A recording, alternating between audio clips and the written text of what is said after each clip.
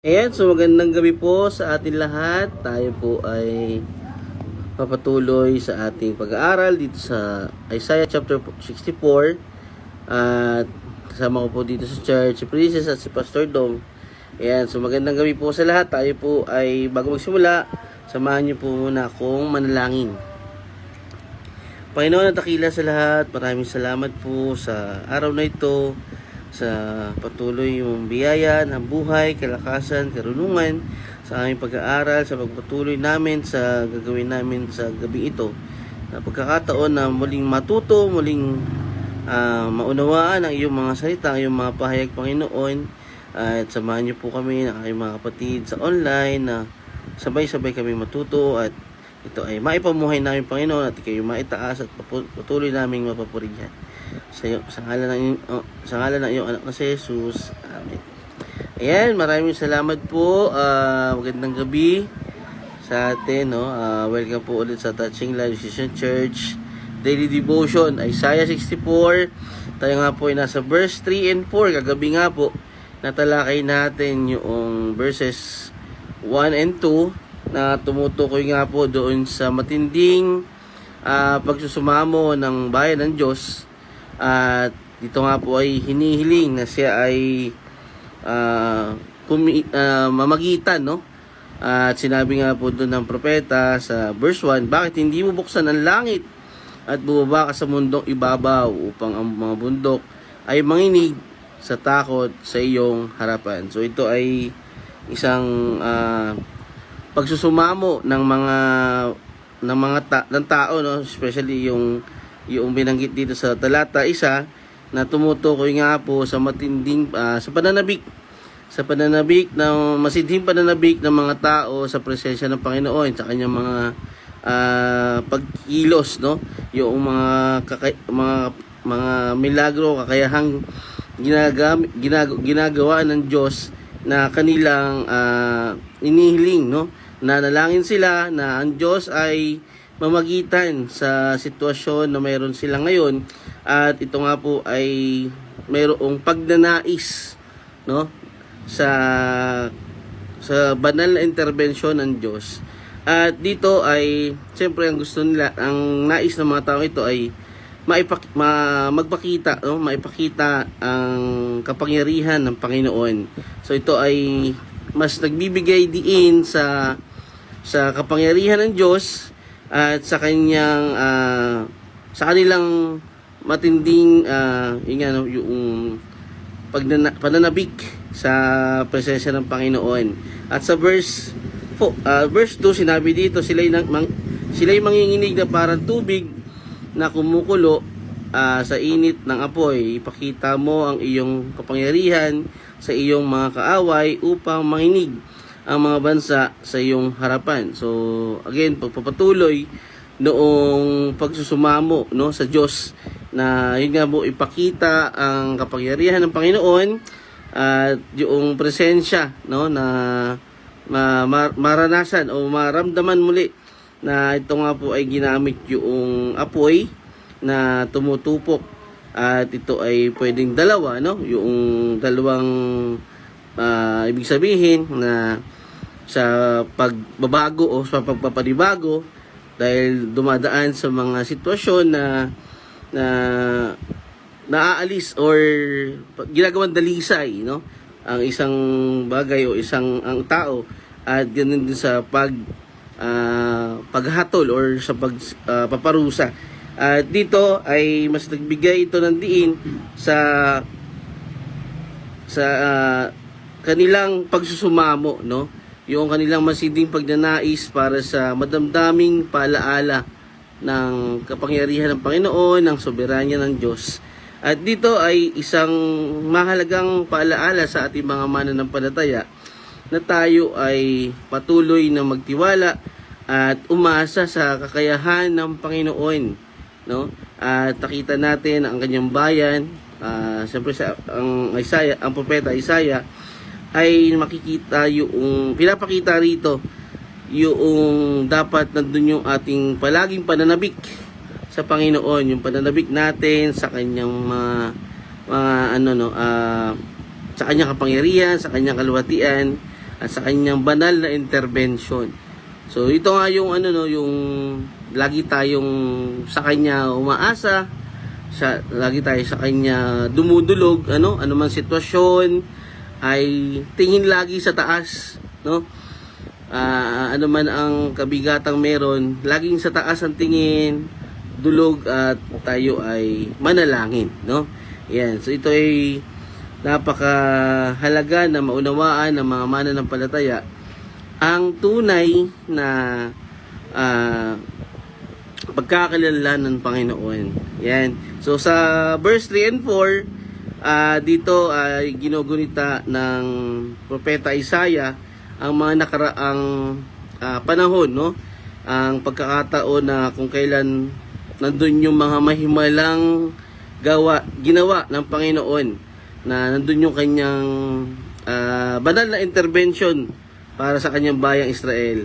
Dito ay nandun din yung pagpapaalaala sa kanyang bayan na yung maging tapat, no? Yung pagiging tapat ng Diyos at yung mga ginawa ng Panginoon na nakita ko yung kanyang kapangyarihan. At dito ay binibigyan din yung hindi inaasahan, no? Yung hindi mo ine-expect na mangyayari.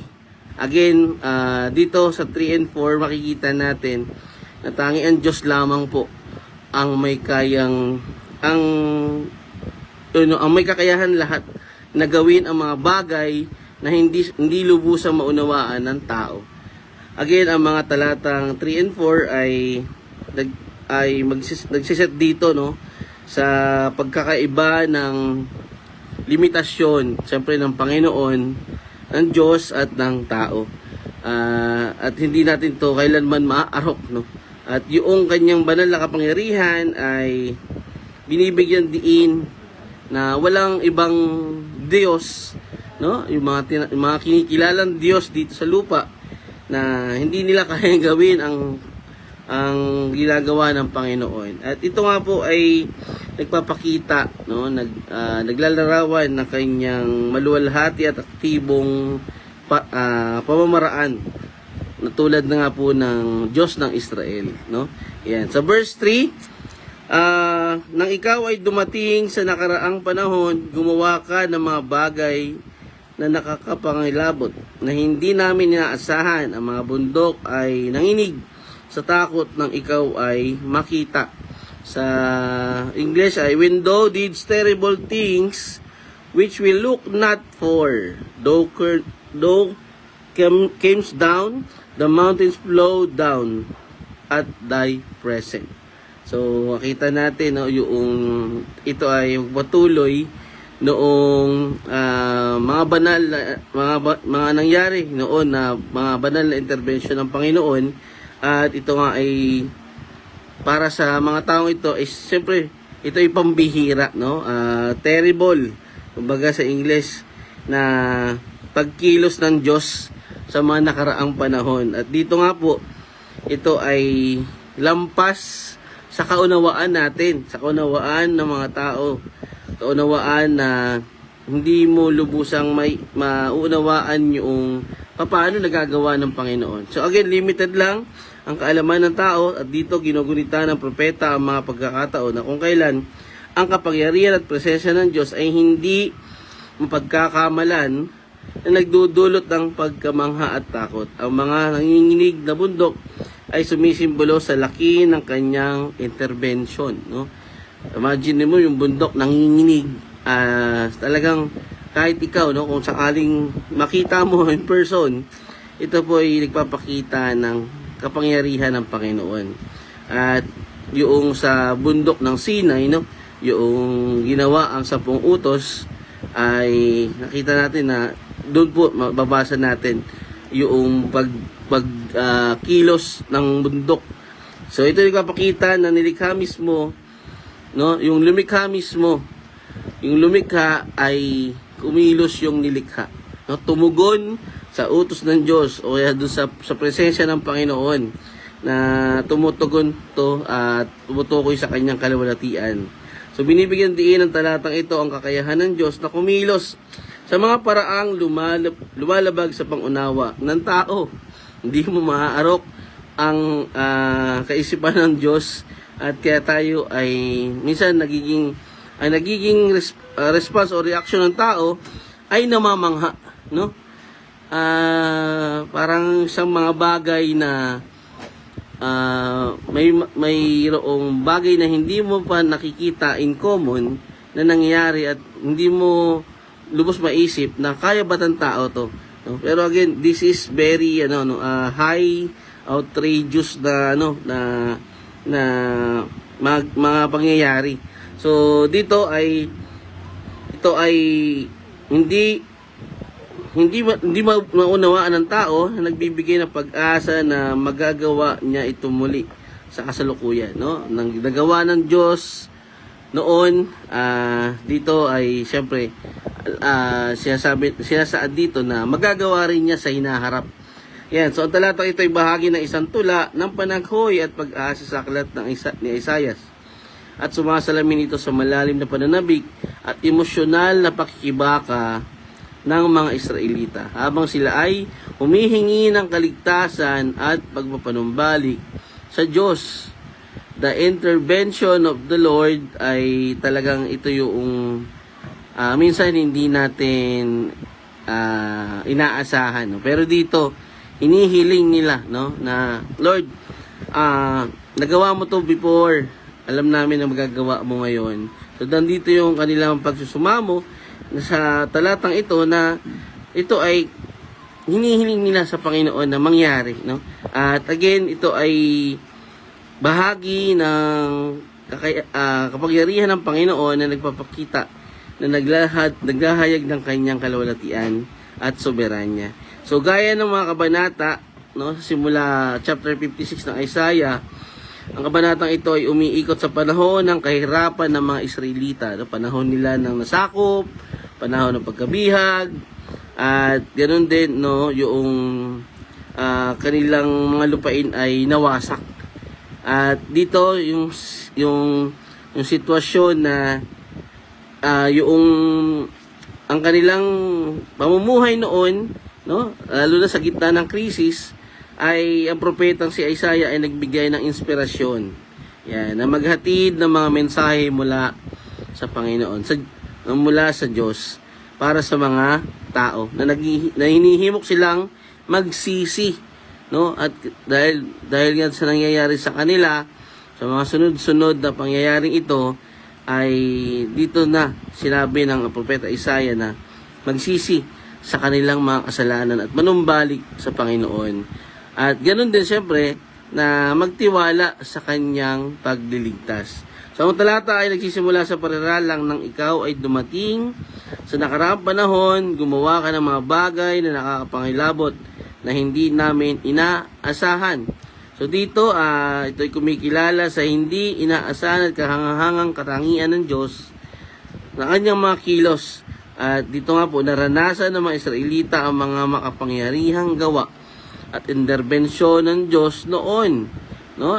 Nabanggit natin, napag-aralan natin yung sa dagat na pula, no? Nung hinati sa pamamagitan ng sa pamamagitan, no, ginamit si Moises ni Panginoong Yahweh upang ang mga Israelita noon ay makatawid dahil hinahabol nga sila ng mga taga-Ehipto, no? So dito ay makikita na nagpapahiwatig ito ng matinding kapangyarihan ng Panginoon na sa talatang ito hindi sila handa para sa mga makikita nila, no? Sa mga makikitang kakilakilabot na bagay na malapit ng gawin ng Diyos. Ito ay sumasalamin sa elemento ng pagkagulat at pagkamangha na maaring kasama ng mga mahimalang gawa ng Diyos na nagbibigay diin sa kanyang kapangyarihan at soberanya sa lahat ng bagay, no?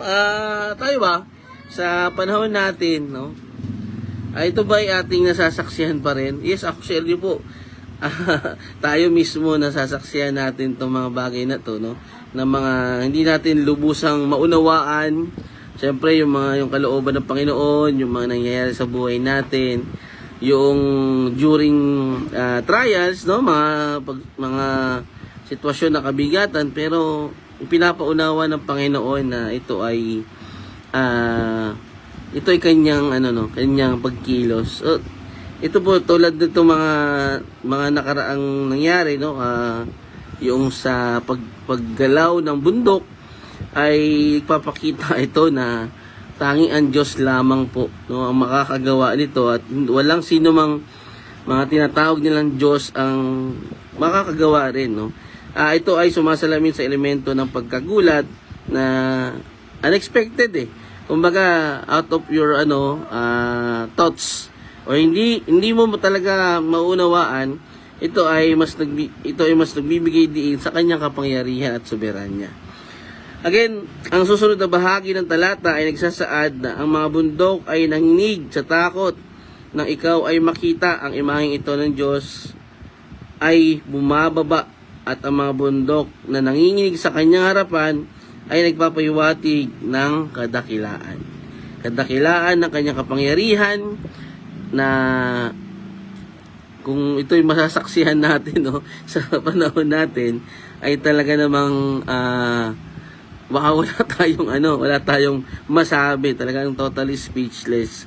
So dito makikita rin natin na naranasan ng mga Israelita ang mga makapangyarihang gawa at intervention ng Diyos noon. Ngunit ipinapahiwatig ng talata na hindi sila handa para sa mga kakilakilabot na bagay na malapit ng gawin ng Diyos.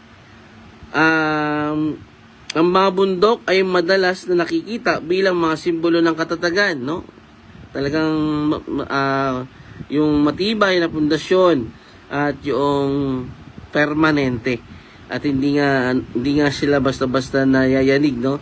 Pero dito kaya ang ideya ng mga tao na ito ay dadaloy pababa sa presensya ng Diyos, at nagbibigay diin sa ideya na walang anumang bagay na hindi niya kontrolado. Ito po yung isa sa pinaka noon pa, no, sa Isaiah, ang nakita ko dito na yung pagkilos ng Panginoon sa lahat ng kanyang nilikha, yung sa bundok talaga, no, yung sabi nga kahit konti lang pananampalataya mo, yung bundok maililipat, no. So hindi kayo alam eksaktong salita doon, pero that's faith, no, yung pananampalataya sa Panginoon. So dito ay nagbibigay diin na walang anumang bagay na hindi niya kontrolado. So pinapaalala rin ito ang imahe ng isang dramatiko at kahangahangang pagpapakita ng kapangyarihan ng Diyos, na parang kahit ang pinakamatibay at hindi natitidag na aspeto ng paglikha ay natatalo sa kanyang pagdating, kasi nga lahat kontrolado niya. Lahat ay siya mismo ang naglikha, no? Kumbaga sa isang program, no, yung gumawa ng program ay siya lang yung makakapagbago or kung ano man changes na pwede niyang maggawin doon sa kanyang ginawang program. Tulad ng Panginoon, siya ang lumikha ng lahat, at siya lang ang makakagawa ng bagay na hindi nauunawaan ng tao sa mga bagay na to. So again, sa mga tuntunin ng simbolismo, ang mga bundok na dumadaloy pababa sa presensya ng Diyos ay maaaring bigyan kahulugan bilang kumakatawan sa ganap na pagpapasakop at pagsunod ng mga nilikha sa otoridad at banal ng Diyos. At dito ay pinapakita na walang anumang bagay na hindi niya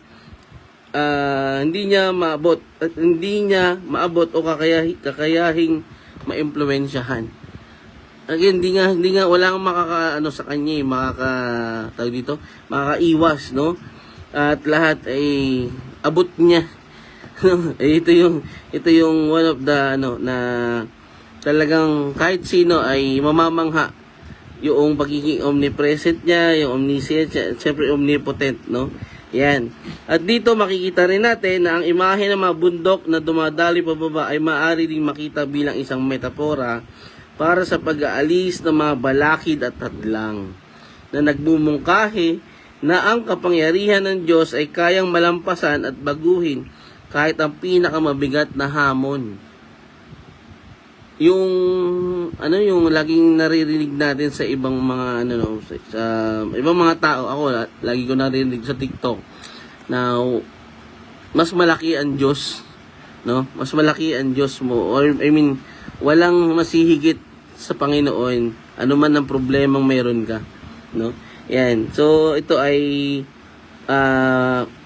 pagpapaalaala na walang imposible sa Panginoon, no? Lalo na kung tayo ay patuloy na magtitiwala sa Kanya. So ito, ang talatang ito ay tumatalakay sa mga tema ng pagkamangha, kapangyarihan at hindi inaasahang katangian ng mga kilos ng Diyos. Nagsisilbi itong palaala na ang mga paraan ng Diyos ay lampas or higit, no, na hindi maunawaan ng tao.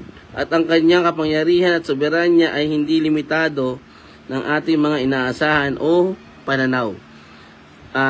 Binibigyan din dito ang pangangailangan para sa mga Israelita at sa lahat ng mananampalataya na lumapit sa Diyos ng may paggalang at pagpapakumbaba. That's pagpapasakop, no?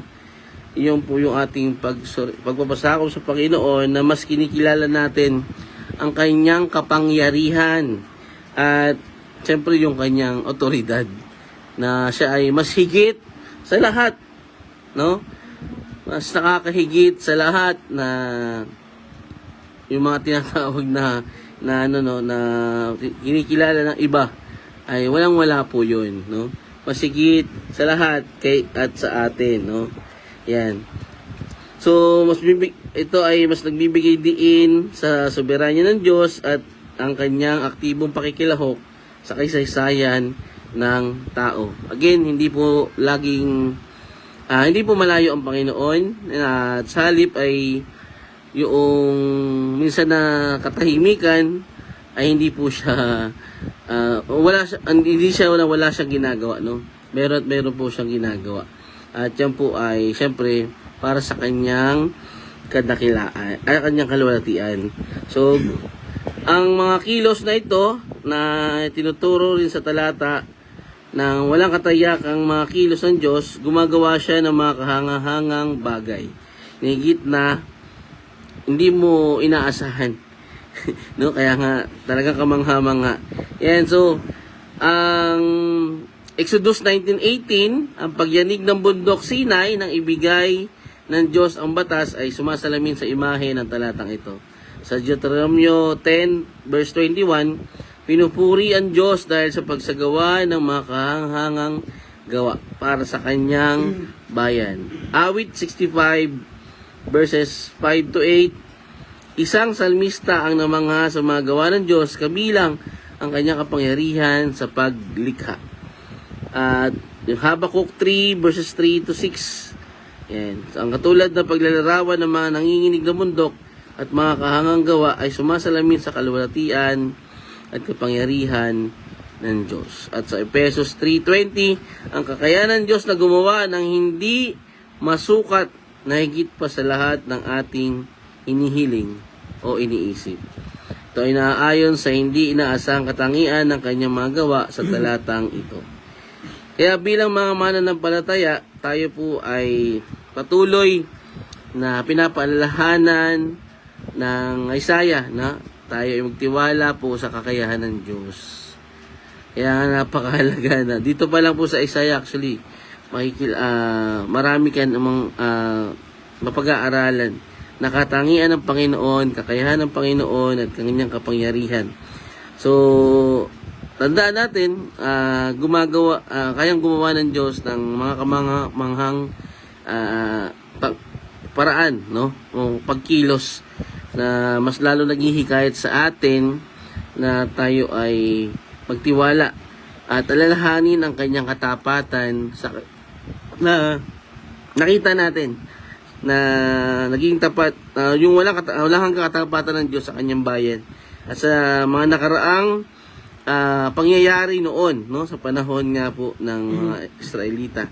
At kahit na tila napakalaki ng mga pangyayari, again, mas malaki ang Panginoon, no? Walang masihigit sa kanya. Kaya tayo ay patuloy na magtiwala at makita natin, no, na walang masihigit pa sa Diyos. sa anumang bagay, lampas sa ating isip. Again, ang Diyos ay may sapat na pagmamalasakit upang makialam sa atin, makialam sa kasaysayan para sa ikabubuti ng kanyang bayan. Ang mga kahangahangang bagay na kanyang ginawa at naipakita ay ito ay nagpapakita ng kanyang pangako at pagnanais na magdulot ng pagpapanumbalik at katarungan na pinapakita rin sa talatang ito ang kanyang kapangyarihan. Again, ito ay magsilbing paalaala na ang kapangyarihan ng Panginoon, ang kanyang kontrol sa lahat ng bagay ay dapat nating patuloy na pagkatiwalaan ang patnubay ng Diyos, ang kanyang gabay at ang kanyang kakayahang mamagitan. Yan. So, tulad ng tinutukoy sa Panginoong tulad ng Panginoong Hesus na siya ang naging katuparan, no? Doon pa lang po sa ginawa ng Panginoong Hesus, this is very talagang nung nabasa akong Bible, nandun po yung pagkamangha ko sa ginawa ng Diyos Ama na ibinigay ang kanyang kaisa-isang anak. Doon pa lang po, that's very unexpected. Yan. So ang Diyos ay bumaba upang tayo ay tubusin. Yan. So isang mahalagang paalaala na ang pagbabalik ng Panginoong Hesus ay ito ay magbibigay lalo ng kanyang magbibigay sa mga sanilikha ng panginginig or yun nga po, no, at sa lahat ng tao na mamangha sa kanyang kalwatian. Again, ang talatang ito ay isang makapangyarihang paalaala na kakayahan ng Diyos na sorpresahin at baguhin ang mundo. Hinahamon nito ang mga mananampalataya na balikan ang kanyang katapatan, magtiwala sa kanya sa kasalukuyan at umasa para sa kanyang ganap na pagtubos.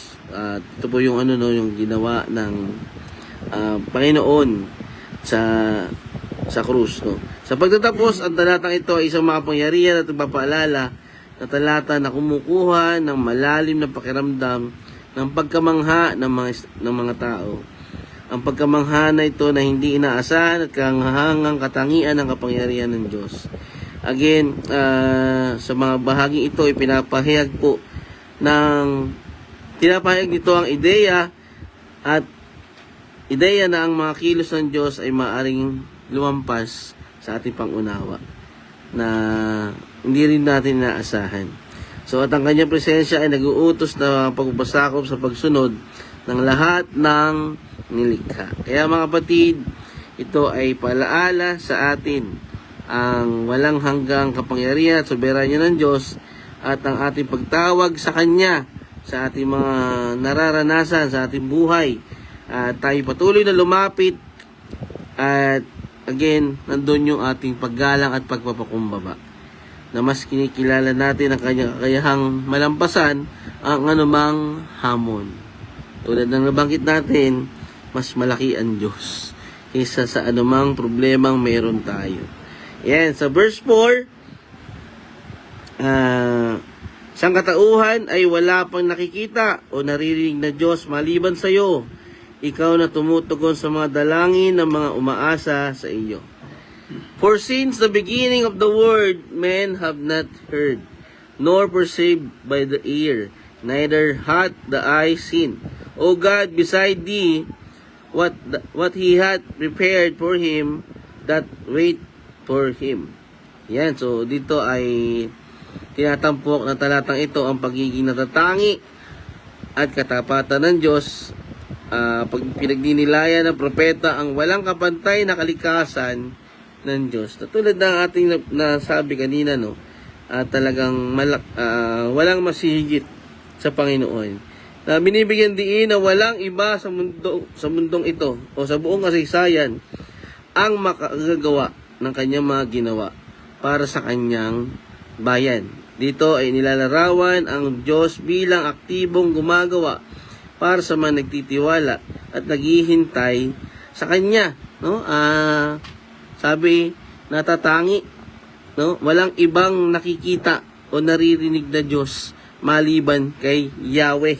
At ito ay nilalarawan ang kanyang mga ginawa before, ginawa noon, no?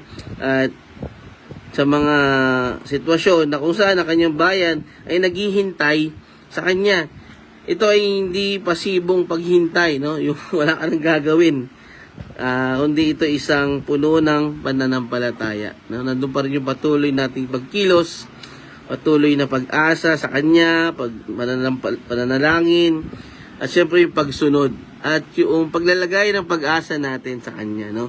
Yan. So matapang na nagpapahayag si Isaias na walang ibang Diyos na kumikilos ng may ganitong sadyang pagmamahal at pangangalaga para sa kanyang bayan. Kumbaga, kompleto, no? Kompletong pagkilos ng Panginoon. Nandun yung pag-iingat, nandun yung proteksyon, nandun yung pagmamahal, nandun yung katapatan. No? Sino bang mga ibang Diyos na kinikilala ng mga tao ngayon ang kayang gumawa nito? Wala, no? Wala po ni isa. Dahil yung mga yan ay patay. Yung mga yan ay inukitan lang, no? Yan. So, talatang ito ay mula sa aklat ng propeta Isaias na isang makapangyarihang deklarasyon ng kadakilaan at soberanya ng Diyos. So, binabanggit nito ang mga hindi maintindihang katangian. Yung, again, hindi maunawaan, hindi maarok, lubusang lampas sa tao, lampas sa kaisipan ng tao. At yung mga plano, no, minsan talaga ito ay hindi maunawaan ng tao, hindi maintindihan. At yung layunin niya para sa nagtitiwala sa kanya.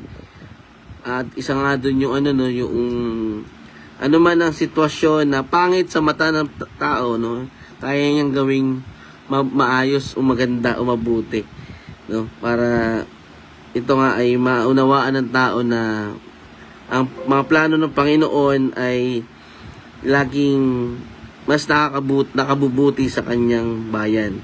Ang aklat ni Isaias ay nagsilbing tagapagsalita ng Diyos sa bansang Juda sa panahon ng matinding kaguluhan sa politika at pagkabulok ng moralidad. So tinatalakay din ng mga propesiya ng propeta Isaiah ang pagsuway at kawalang katapatan ng mga tao, no? Nakita natin yung mga pagtalikod nila, yung pagsuway at yung pagsamba sa mga Diyos-Diyosan. Pero dito, pati na rin ang mga bunga ng kanilang mga kilos. Samot-saring kasalanan na patuloy na kanilang ginawa na ipamuhay. Pero gayon pa man, ang aklat ay naglalaman din ng mga mensahe ng pag-asa at pagpapanumbalik, no? Yung ano po lagi dito sa dulo lagi nandun yung alok ng Panginoon na pagpapanumbalik, pagsisisi at yung kaligtasan. Yan. So dito yung pagpapanumbalik at pangako ng isang Mesiyas sa hinaharap. Sa talatang ito, kinikilala ng propeta ang limitadong pang-unawa at pananaw ng sangkatauhan kumpara sa hindi maabot na karunungan at kapangyarihan ng Diyos. Ang unang bahagi ng talata ay nagbibigay diin sa mga limitasyon ng mga pandama at talino ng tao upang maunawaan ang mga plano at layunin ng Diyos. Kasi nga, yung sinabi doon sa talata 4 na wala pa ni isang Diyos ang naririnig maliban lang kay Yahweh. At ito ay mas nagbibigay diin sa nag-iisang Diyos na kayang gawin ang lahat. At dito, ang hindi pa naririnig, nadadama o nakita ng mga tao ay inihanda na ng Diyos na nagpapahiwatig ng kanyang mga pamamaraan na lampas nga po sa pangunawa ng tao.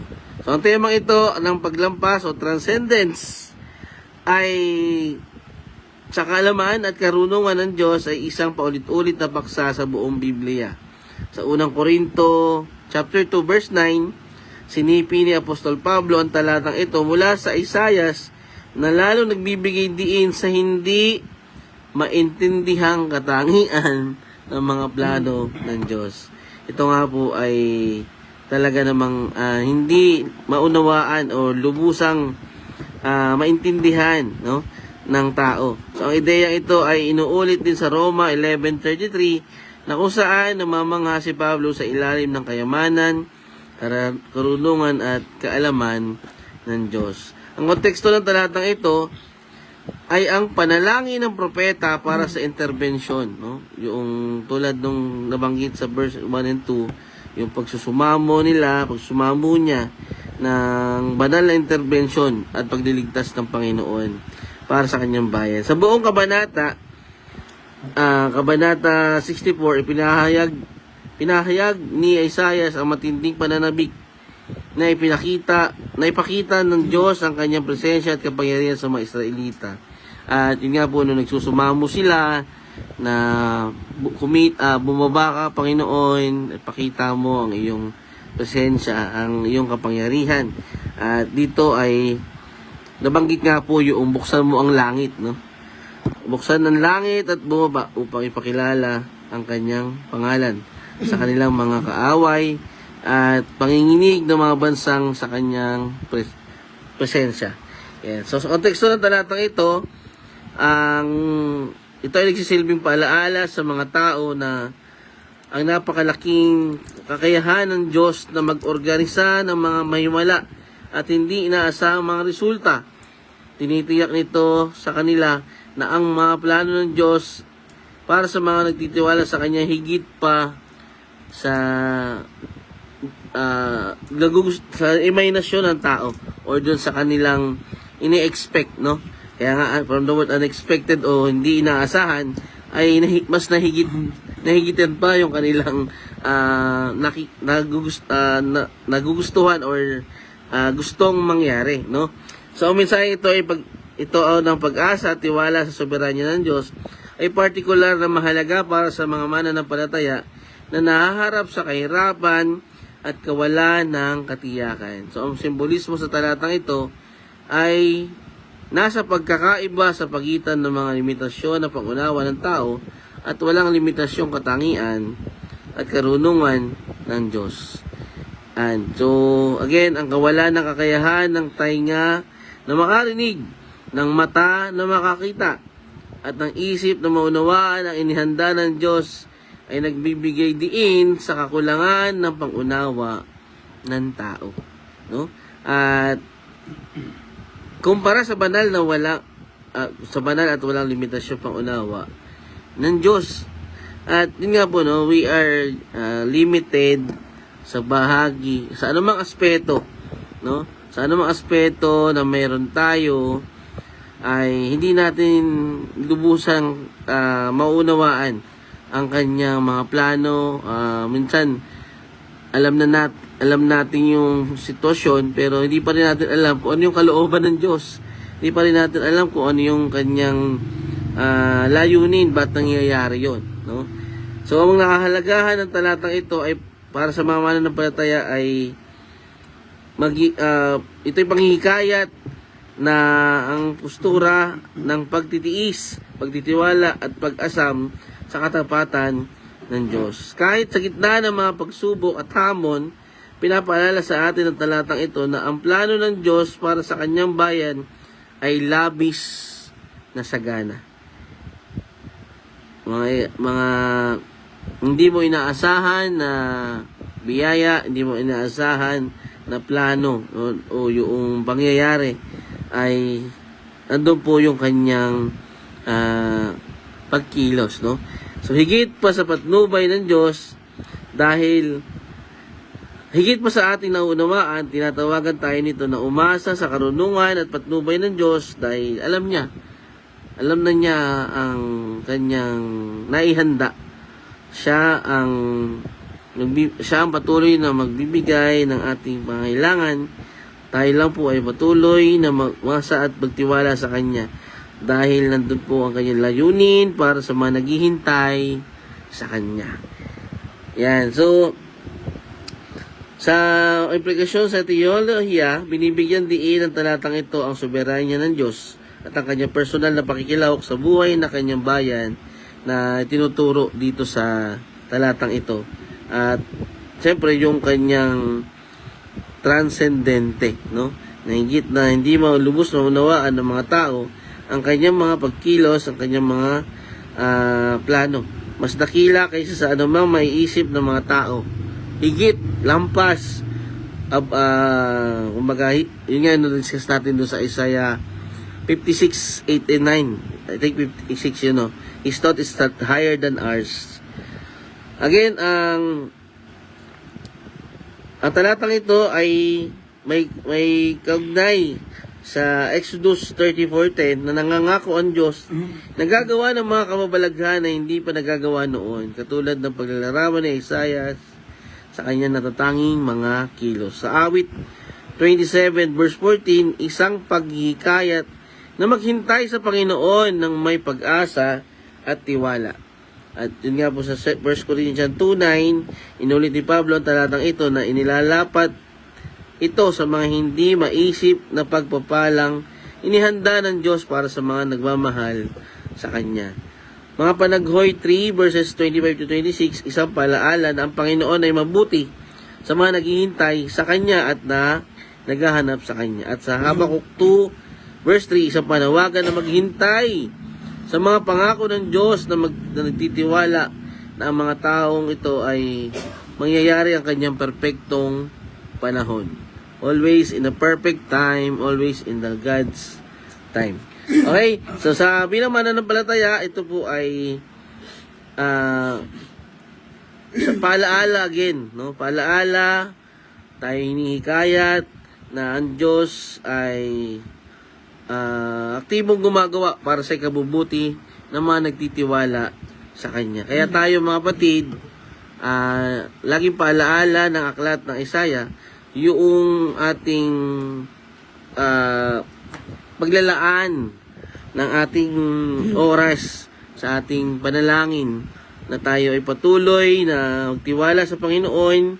Siya lang ang ating asahan, at ito nga po, no, pinapakita dito na yung kanyang pagkilos na lampas sa ating pangunawa ay talaga namang ito po ay kanyang gawin, no?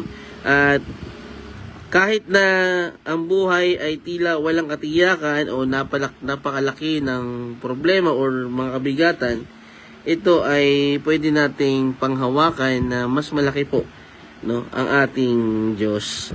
At again, manampalataya tayo na ang katotohanan na ang mga plano ng Diyos ay mas mabuti kaysa sa anumang naiisip natin. Kaya nga po tinatawag tayo na mamuhay ng may pagtitiis, pananampalataya at pag-asa. Anumang sitwasyon, kasama natin ang Diyos, at hindi niya hayaan ng kanyang bayan, ang kanyang lingkod ay mapasama. Again, pagtitiwala na ang Diyos ay hindi lamang makapangyarihan, kundi lubos ding mahabagin. Kumikilos siya para sa kanyang bayan at ipinapakita ang kanyang pag-ibig sa pamamagitan ng kanyang pangangalaga at paglalaan. Na ang Diyos ay handang makipag-ugnayan sa sangkatauhan, anuman ang sitwasyon, kaya niyang gumawa para sa kanyang naghihintay na bayan. Again, ang Panginoong Hesus ang sukdulang ang sukdulang pagpakita na ang Diyos ay kumikilos para sa magtitiwala sa Kanya. Yan. So dahil nasaksihan ng lahat ng nilikha ang kaluwalhatian ng natatangi at makapangyarihang mga gawa ng Diyos. Pahayag 21:3-4. So again, pinapaalala sa atin ng talatang ito ang walang kapantay na kadakilaan ng Diyos at ang kanyang malalim na pagmamahal para sa kanyang mga tao. Tinatawag tayo nito na maghintay sa Kanya ng may pagtitiis, na may pananampalataya at pag-asa. Alam na siya ay aktibong gumagawa.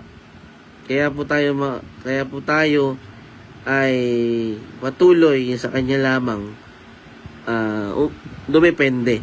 Yan. So bilang konklusyon, ang talatang ito ay isang madamdaming deklarasyon na hindi maintindihan katangian ng Diyos. Kaya po, no, bilang paalaala na tayo ay patuloy na mamuhay doon sa pagtitiwala doon sa pag-asa at yung pagkilos ng Panginoon sa ating buhay, ano man ang sitwasyon, ito po ay nag-aalok sa atin ng katiyakan. Ito ay naghahayag sa atin ng katiyakan ng kanyang pagkilos. Again, ito ay mensahe ng pag-asa, paghihikayat at matatag na pananampalataya. Soberanya ng Diyos na ginagawa itong isang walang kupas at mahalagang katotohanan para sa mga mananampalataya sa buong panahon. Kaya mga kapatid, sa mga natututunan natin sa araw-araw, paano ba natin na isasagawa ang paghihintay natin sa Diyos sa panahon ngayon?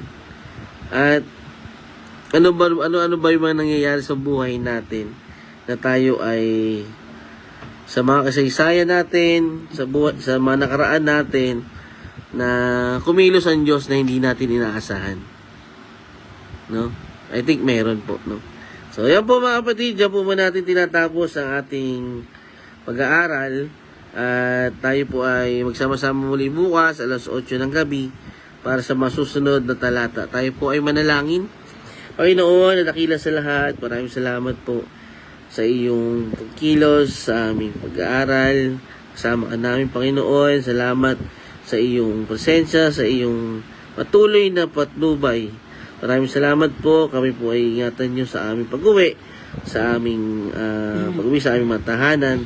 At patuloy nyo kaming gabayan at biyayaan ng karunungan, Panginoon, upang mas lalo namin maunawaan ito. Although hindi namin lubusang maunawaan ang lahat ng bagay na magmumula sa iyo. Maraming salamat po, Panginoon, sa ilang papulit parangal. In Jesus' name, Amen. Maraming salamat po. Wala po nakita pangalan. No? So, sa tatlo, kasama ko dito sa online, si Pastor Dom dito sa church, at si Princess. Maraming salamat po. Patuloy po tayong mag-aral at patuloy tayong magtiwala sa Panginoon.